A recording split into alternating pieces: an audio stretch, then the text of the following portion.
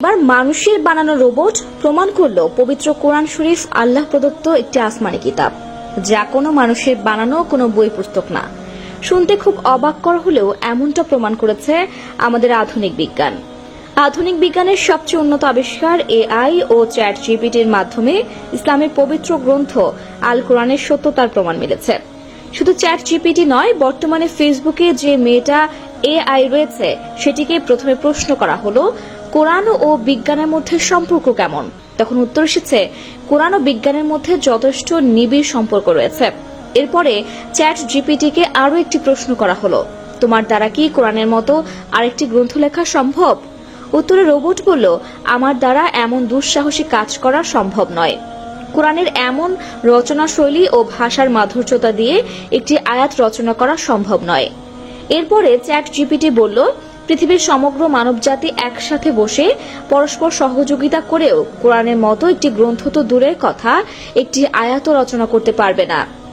আবারও চ্যাট জিপিটিকে প্রশ্ন করা হলো, কোরআন কি মানুষের দ্বারা রচনা করা সম্ভব?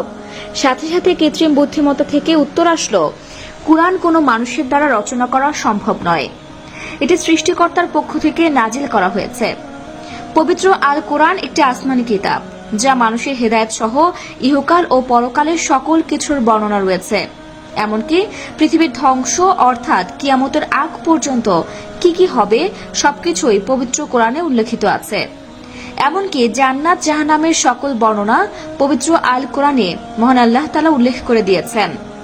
জাহান্নাম একটি মানুষের জন্য কতটা ভয়ঙ্কর এবং জান্নাত একটা মানুষের জন্য কতটা আনন্দদায়ক সবকিছুই বিস্তারিত রয়েছে এই পবিত্র আল কোরআনে, যা কোনো মানুষের পক্ষে রচনা করা অথবা ভবিষ্যৎ নিয়ে বানানো সম্ভব নয়। এই জন্য আমি নিশ্চিত হয়ে বলতে পারি, পবিত্র গ্রন্থ আল কোরআন আল্লাহ প্রদত্ত একটি আসমানি কিতাব, যা বিশ্বনবী হযরত মুহাম্মদ সাল্লাল্লাহু আলাইহি ওয়াসাল্লামের উপর নাজিল হয়েছিল। সুবহানাল্লাহ। এমন আধুনিক রোবটের মানুষের মতো চিন্তা করার শক্তি রয়েছে, এমনকি বিজ্ঞানীদের মতো গবেষণা করারও শক্তি রয়েছে।